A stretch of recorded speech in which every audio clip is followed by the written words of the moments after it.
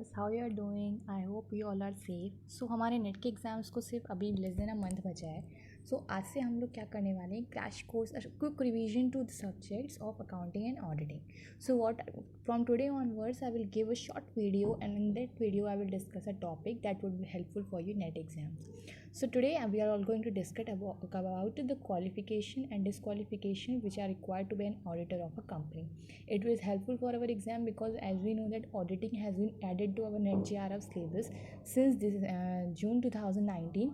So for that sake it is a very important topic and almost one question is fixed from this topic. Okay, so let's have a review of it. What is auditing and what are the qualification and disqualification of an audit? First of all, we will see that what is the definition of audit, and then we will see that what are the qualification and disqualification to be an auditor of a company.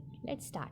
When we talk about the definition, here the word auditing refers to systematic examination of books, accounts, documents and vouchers of an organization to ascertain how far the financial statement present a true and fair view of a concern. What does this mean?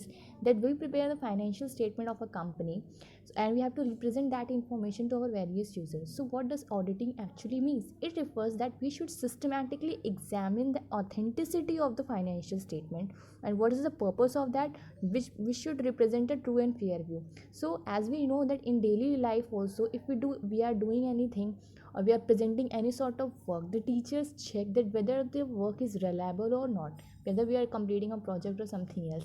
So in our daily purpose also, anything also, auditing is must. Same way in accounting terms also, auditing here is important to check that whether the books and documents whatever we have prepared for the financial statement should be correct and should represent a fair and true and fair view. Now moving ahead, when we talk about the objects of auditing, so let's take a quick view that what are the objects of auditing. I have written in a very short and precise manner so that you can learn quickly. When we talk about primary objective, what is the primary objective of auditing? It is just verification of account. Second, balance sheet should shows a true and fair view of statements.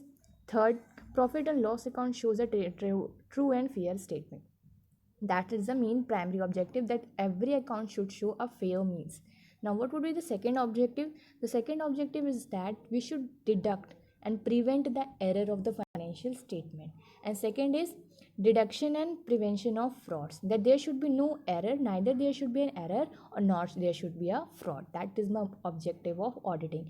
When we talk about the other objective, it relates to that we should do a moral check, there should be a compliance of Companies Act, and to create a trust in government. So if we are doing a proper auditing, there would be a proper kind of trust maintained to the government. Okay, now let's take an overview that what is company audit and what are the qualified person. Here the word qualified person refers to that what should be the degree for a person to be an auditor in a company. Okay, so in a which is just 3 points and we have to learn that, and in any examination if it asks regarding MCQ we can do it very easily.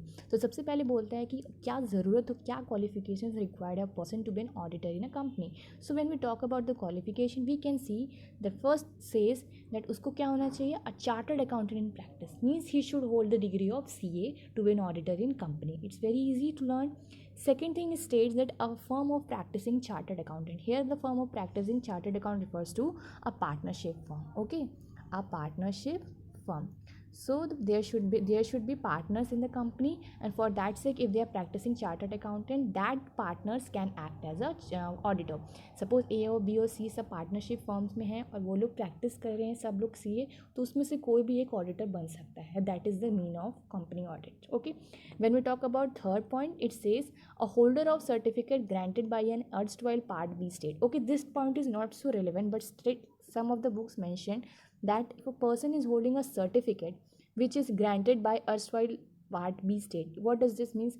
कि 1976 के पहले ये एक degree, a type of a degree it was that was provided to a person, and if a person is holding that sort of certificate and degree, he or she is eligible to perform the company audit. Okay, now we're moving ahead. Okay, the last point states that such person should not suffer from any of the disqualifications mentioned in the subsection 3 and 4 of section 226 of the act, and also should not hold audits within the limits specified in section 224 1b of act and those of notification if any prescribed by ICI. Okay, what does this mean? That these three persons are completely eligible to perform your audit, but apart from this, they should not have the disqualification which are discussed in the subsection 3 and 4 that we are going to study in next just now. Okay, now here's the listen what are the disqualified persons actually is. It's very easy, just we have to by heart these 3 to 5 points, and if a question is asked in MCQ like who was the following is not as eligible to be an auditor for a company, you should tick mark that. So first of all, stands by a body corporate. Obviously a body corporate cannot be an auditor because it's an artificial in person. That person cannot be an auditor of a company.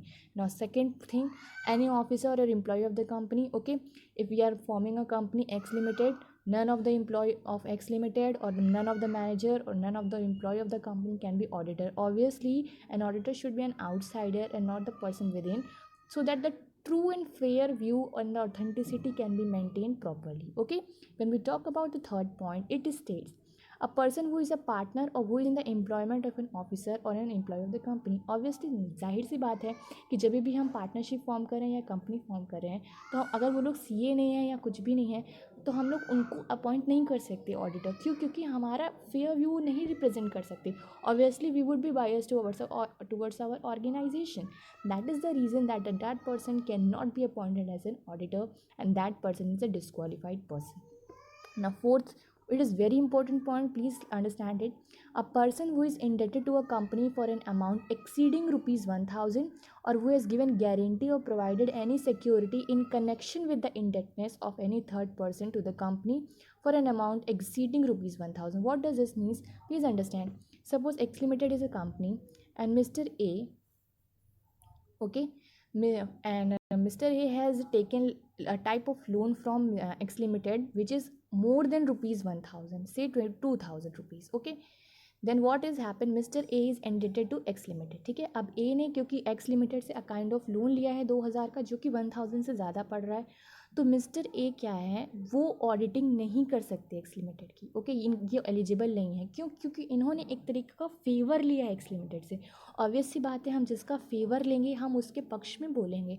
So we can't do the auditing of that particular organization. यही reason है कि कोई person अगर आपकी organisation से इंडेक्टेड है जिसका amount 1000 से एक्सीड कर रहा है, तो वो आपकी कंपनी का क्या नहीं हो सकता, शेयर होल्डर नहीं हो सकता. ओके, सॉरी, ऑडिटर नहीं हो सकता.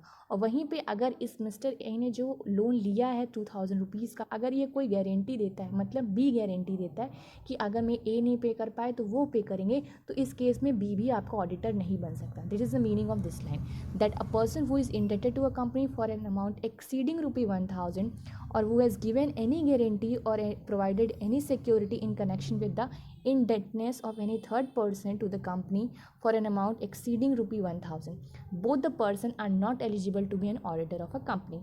Then our last point is a person holding any security that is instrument having voting right of the company. Simple means है कि अगर वो कोई सिक्योरिटी या कोई पोजीशन ऐसी रखता है जैसे शेयर होल्डर्स हो गए, तो वो भी हमारी कंपनी के ऑडिटर नहीं हो सकते. So these are the 5 points which can't be regarded as an auditor of a company. What are they? A body corporate, an officer or employee of a company, a person who is a partner, okay, and the person who is indebted to a company.